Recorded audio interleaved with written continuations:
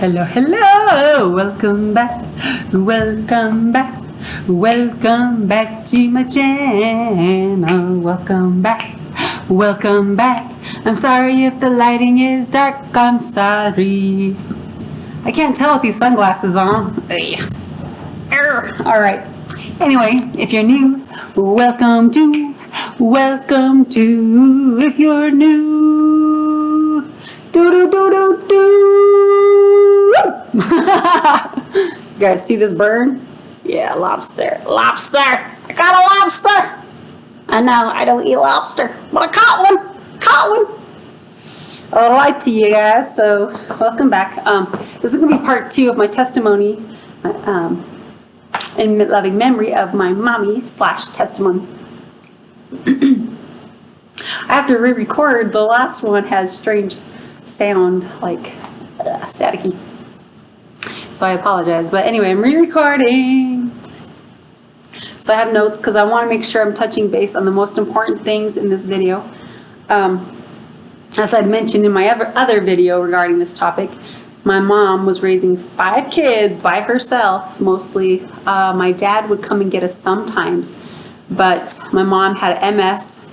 She was raising 5 children by herself, mostly, literally, like during the summer time, or I don't even know what the schedule was, how often my dad came and got us, to be honest, but I know majority of the time we were definitely with my mama.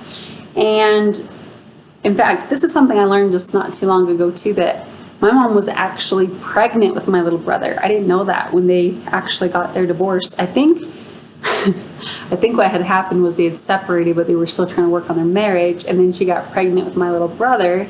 They still ended up getting a divorce, and I was 3 at the time. And yeah, that's crazy. And I think she was already having complications with her MS, but not diagnosed yet. I'm not too sure, but she had a ton going on.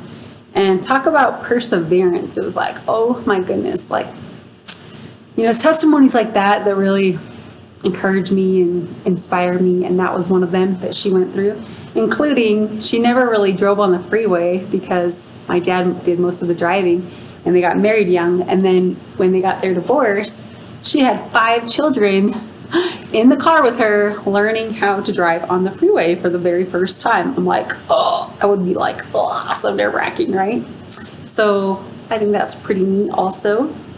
And just in general, you know, my mom's perseverance, one of the things is, you know, no matter how bad things got with her MS, no matter how many tears were shed, right? Like, when she was bedridden and she couldn't move and all she could do was read books, but then it got to the point she couldn't even read books because she couldn't hold them anymore. And so, you know, we were feeding her and doing everything for her, and she basically just watched TV all day for the most part. She didn't, I guess we could have gotten her books on, what did they have back then? Not CD, but what is that other one called? Oh my gosh, I totally forgot. Not VHS, the tapes, you know, the tapes. Oh my goodness, I can't even think. I'm over here like showing my age. Anyway, I told you I was older. I told you. Anyways, but you guys, it's just crazy. All the stuff that my mom went through, and she never gave up, you know, and I just think that's so neat. And obviously, as things got worse and worse and worse with her MS, you know, that's where I'm grateful that that God had warned me ahead of time when I was a little girl that I was going to have to live with her up until she passed away, because all my other siblings, including my little brother, younger than me, all moved out at the age of 17. Now 3 of them had came back because, you know, things got hard when they moved down at 17 and came back, or, you know, they came back for different reasons. But that was one thing, is I was always by my mom's side, always, because I knew that she would need me, and God warned me of that. So that's kind of so surreal, you know, that that's actually how it happened. And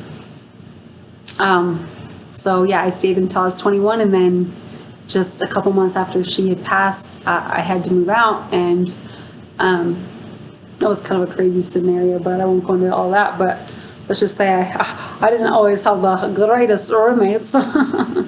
And that went south, but it is what it is. But, you know, that's where I think I get some of my perseverance. Obviously, I lean on God for everything, and I want that to be your takeaway also, is no matter what trial you're going through, and I know you're having a hard time seeing the light at the end of the tunnel right now, I just pray that you will cry out to God, lean on Him.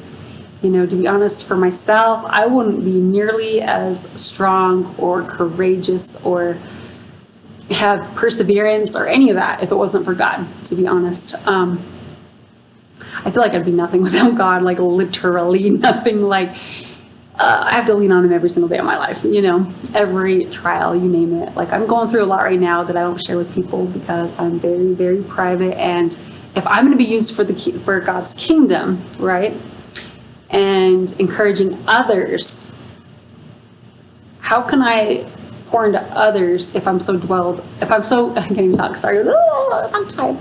If I'm so focused on my own problems, how can I be useful for the kingdom? I guess that's what I'm trying to say.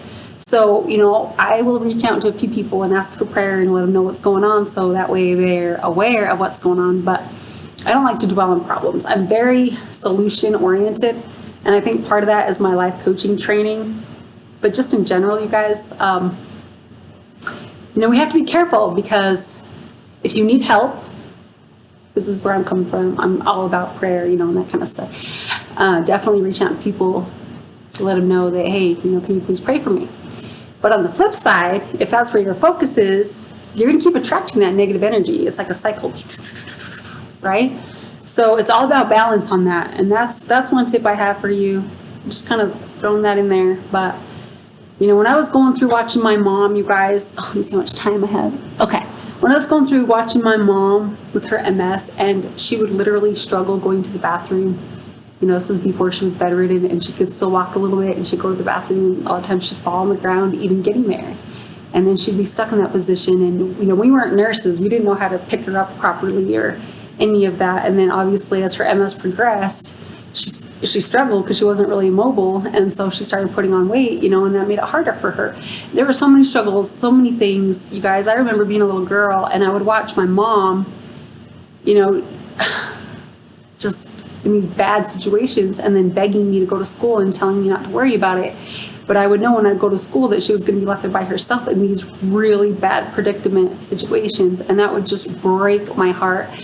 And I was a very, very good student. Like, I wasn't one of those students that slept all the time or anything like that. I was actually, and that meant so much to her that I was like that. And she always cared so much about my education and making sure that I went to school and that I ended up graduating, which of course I did. But she would always just tell me, I'll be okay, just go to school. And a lot of times I'd come home from school after, and I'd be like, Mom, what happened? Are you okay? Like, what happened? And like, oh, I was laying in that position for however many hours, and I was just like, oh my gosh, this is so sad, and even in those times, she didn't blame God. She wasn't mad at God. She just accepted that this was going to be the thorn in her side, and God was going to mold her and shape her through this thorn that was in her side.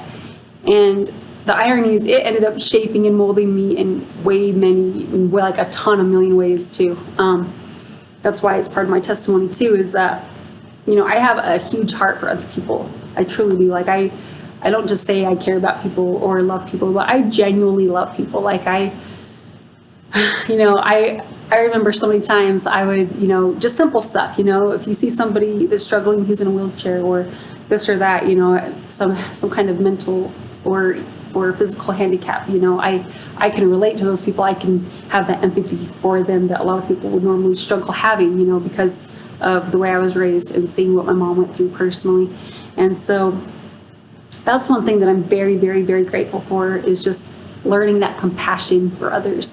And that's a very important thing to have. A lot of people struggle with that. Okay, guys, we're at the 9-minute mark. I got to wrap this up. I love you all so, so much. I hope that this encouraged you.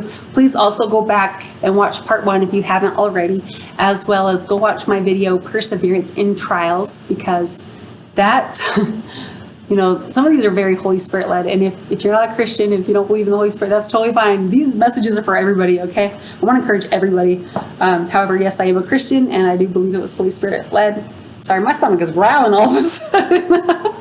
But, yeah, so I encourage you to watch those. And also, if you haven't already, please like, comment, share, subscribe. Help me get the word out.